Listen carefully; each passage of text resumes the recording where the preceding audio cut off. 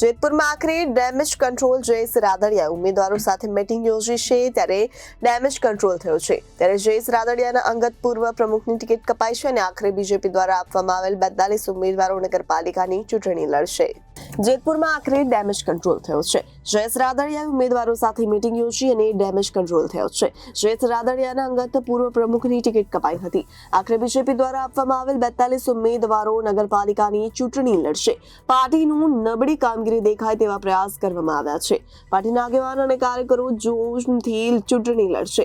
જેતપુરના પાર્ટીના આગેવાને જાખેલ કર્યો હોવાની વાત જયેશ રાદડિયાએ કહી છે ત્યારે સુરેશ સક્રેલિયા નામ લઈને ભાજપ પ્રદેશ યુવા પ્રમુખનું આખરે નામ આપ્યું છે। આમના કારણે પત્તું કપાયું છે।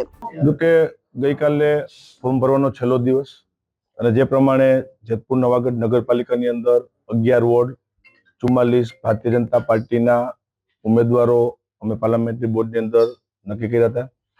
2 સીટ માટેના મેન્ડેટનો પ્રશ્ન હતો અને 44 માંથી 42 સીટ ઉપર ભારતીય જનતા પાર્ટીએ મેન્ડેટ આપ્યો છે। અત્યારે હાલની અંદર 42 ઉમેદવારો અમે ભારતીય જનતા પાર્ટીના ચૂંટણીના મેદાનની અંદર છીએ।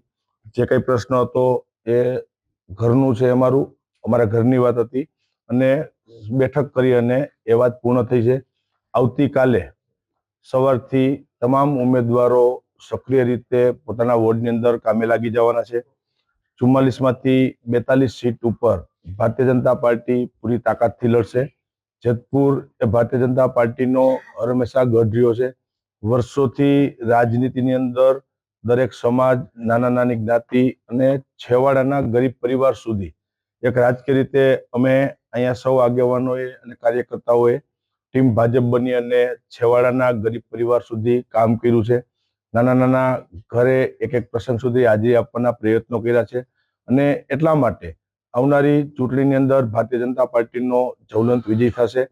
આજરોજ અમારા ધારાસભ્ય જયેશભાઈ રાદડિયાની આગેવાનીમાં આજે જ્યારે મિટિંગ મળી છે ત્યારે એમને સમજાવટથી બધા સભ્યો અત્યારે એગ્રી થઈ ગયા છે અને કોઈએ ફોર્મ પાછું ખેંચવાનું નથી। આ રીતના અમારી રણનીતિ નક્કી થઈ છે અને આજથી જ જેતપુર શહેરમાં પ્રચાર કાર્ય ચાલુ કરી દેવામાં આવશે અને જેતપુર શહેરમાંથી ઓછામાં ઓછી આજે જ્યારે 42 સીટ ઉપર ઉમેદવાર ભારતીય જનતા પાર્ટીને લડતા હોય ત્યારે અમે પૂરી તાકાતથી હું અને જયેશભાઈ આ સમગ્ર ચૂંટણીમાં 35 થી 38 સીટ લઈ આવવાના છે। એમાં કોઈ મિલમેક નથી। Bureau report Janadesh news Jetpur.